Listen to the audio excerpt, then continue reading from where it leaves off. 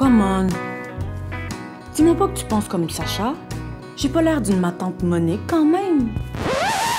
Quand j'y pense, là, moi j'ai aucun problème avec qui porte du vernis, que ce soit une fille, un garçon, un lapin, whatever. Mais ma réaction, c'est comme automatique.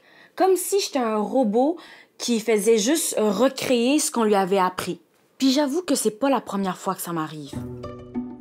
Je pense que j'ai tendance à adhérer aux pressions sociales pour fitter dans le moule.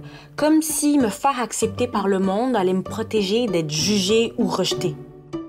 C'est pour ça que j'ai vraiment de l'admiration pour Sacha. Il est resté lui-même, il s'est affirmé, même si moi, j'ai mis de la pression sur lui.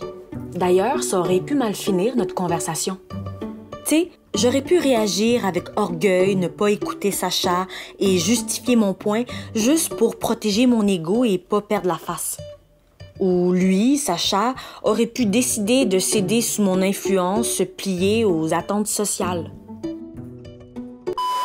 Mais non, Sacha a écouté ses émotions et a respecté ses besoins.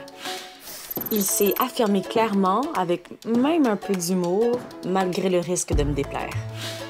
Bref, il s'est assumé et s'est fait confiance. Ouais, il est vraiment hot, mon ami. Moi, de mon bord, je dois t'avouer que ça m'a un peu déstabilisée.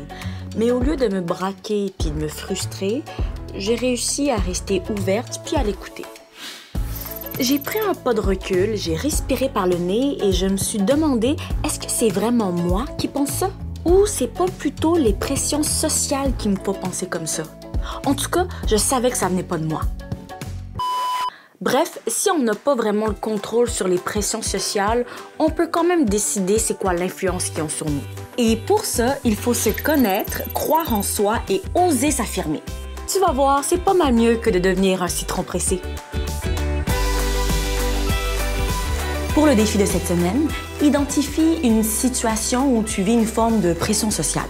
Puis prends le temps d'arrêter, d'observer, puis te demander qu'est-ce que tu vis intérieurement. Et tente au moins d'appliquer une stratégie pour parvenir à t'affirmer. On s'en parle la semaine prochaine. Bye!